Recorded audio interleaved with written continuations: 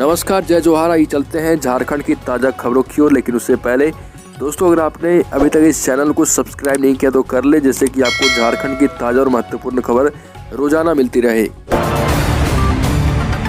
खबर, Jharkhand academic council यानी JAC board ने अब तक मैट्रिक व इंटर की परीक्षा की तिथि की घोषणा नहीं की है, जिस कारण झारखंड के करीब 7.5 लाख बच्चों का भविष्य अधर में लटका है। जबकि सीबीएसई और आईसीएसई बोर्ड ने 10वीं और 12वीं के पहले चरण की परीक्षा ले ली है।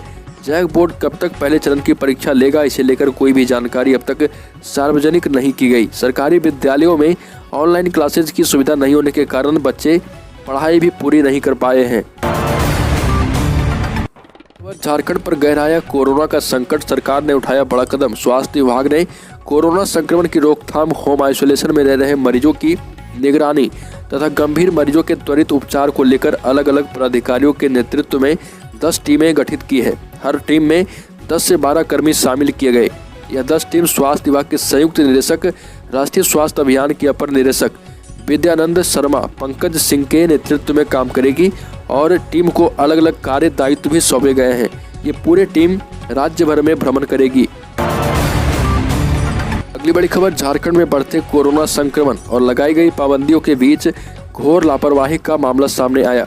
यहाँ पर प्रदेश सरकार की ओर से स्कूल बंद किए जाने के आदेश के बाद भी लोहरदगा स्थित नवोदय विद्यालय में गुपचुप तरीके से कक्षाएं चल रही थी। स्कूल जाने वाले छात्रों की कोरोना जांच की गई तो 11 संक्रमित छात्र मिले, जिससे जिला प्रशासन में हड़कंप मच गया। ये सभी छात्र नवोदय विद्यालय के बताए जाते हैं और नवोदय विद्यालय में एक साथ कुल 19 लोग संक्रमित मिलने के बाद राज्य सरकार की नींदें हराम हो गई।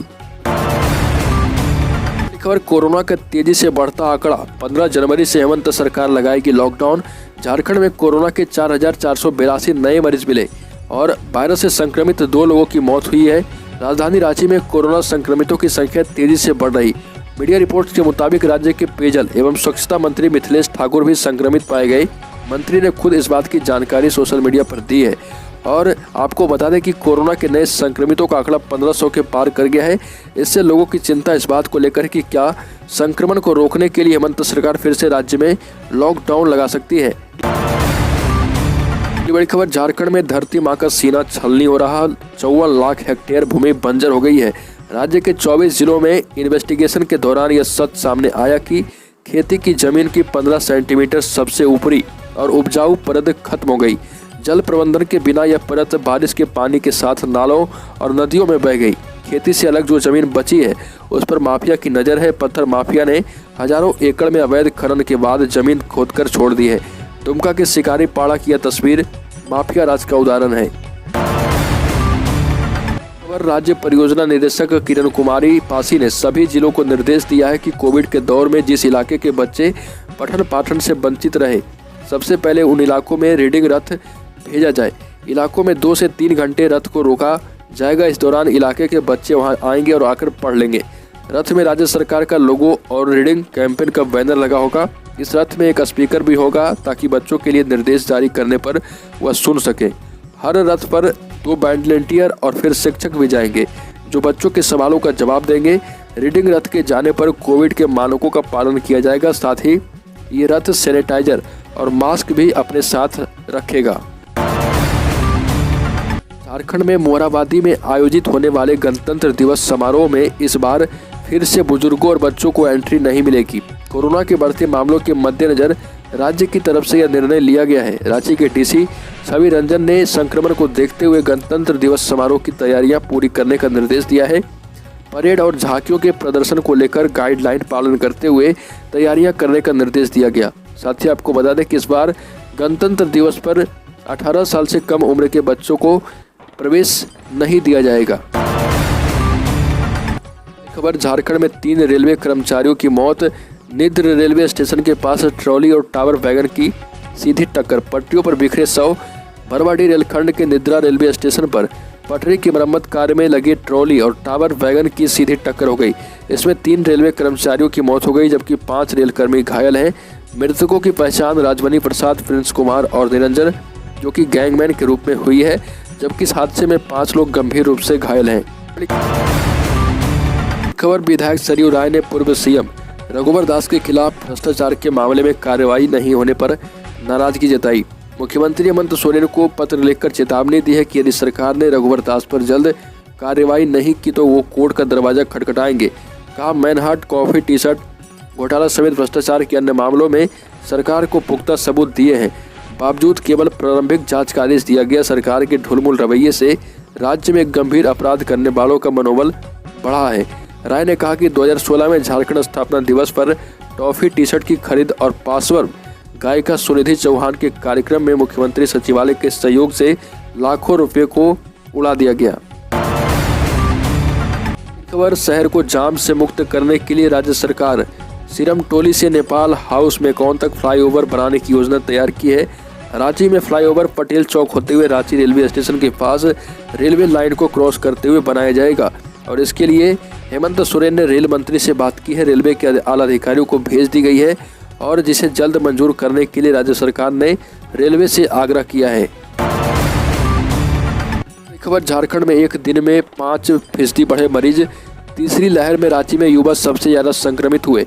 कोरोना की तीसरी लहर रांची में सबसे ज्यादा युवाओं को अपनी चपेट में ले रहा। रांची जिले में 9 जनवरी तक मिले मरीजों में सबसे ज्यादा संक्रमित 16 से 30 साल के युवा हैं।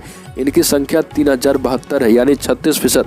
इसी तरह 31 से 45 साल के 32% यानी 2731 लोग कोरोना से पीड़ित हैं, जबकि 46 से 60 साल के 19% लोगों को कोरोना अपनी चपेट में ले रहा। अच्छी बात यह है कि 15 साल तक के बच्चे और 60 साल से ज़्यादा उम्र के लोग कम संक्रमित हो रहे। सरकार ने आगामी वित्तीय वर्ष 22-23 के बजट वित्तीय वर्ष 2022-23 के बजट बनाने के लिए राजस्व, आय और व्यय की प्रारंभिक रूपरेखा तय कर ली है। एक उच्च स्तरीय बैठक के बाद इसे अंतिम रूप देने की प्रक्रिया पूरी की जाएगी। वित्त सचिव, योजना सचिव लगातार बजट को लेकर बैठक कर रहे।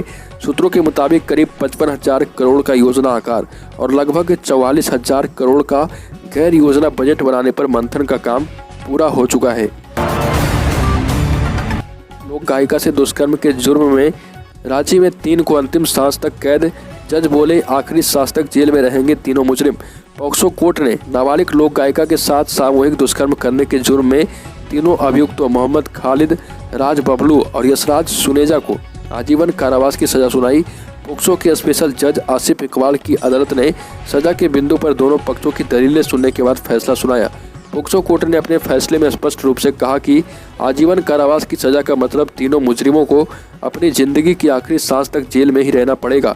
इसके अलावा कोर्ट ने तीनों मुजरिमों पर अलग से 10,000 रुपये का जुर्माना भी लगाया है। झारखंड में दरोगा की आत्महत्या का मामला फिर से एक बार तूल पकड़ने लगा है। झारखंड के पलामू के 9 बाजार के निलंबित दरोगा लालजी यादव के आत्महत्या मामले में अब नया मोड़ आ गया। देर रात पलामू पहुंचे मृतक दरोगा के भाई संजीव कुमार ने पलामू के एसपी चंदन कुमार सिन्हा पर गंभीर आरोप लगाए। उन्होंने कहा कि उनके भाई ने आत्महत्या नहीं की, उसकी हत्या की गई है। इस संबंध में उन्होंने पलामू के एसपी चंदन कुमार सिन्हा, डीटीओ अनवर हुसैन और एसडीपीओ सुरजीत कुमार के खिलाफ शिकायत दर्ज कराई है। अपनी शिकायत में उन्होंने कहा कि एसपी पिछले कुछ दिनों से लालजी को प्रताड़ित कर रहे थे, अवैध वसूली का दबाव डालते थे, ऐसा नहीं करने पर सस्पेंड और हत्या करा देने की धमकी तक देते थे। अगली बड़ी खबर, दुनिया में बीते 24 घंटे में 27 लाख नए संक्रमितों की पहचान हुई। 9 लाख लोग ठीक हुए और 7,847 लोगों की मौत हुई।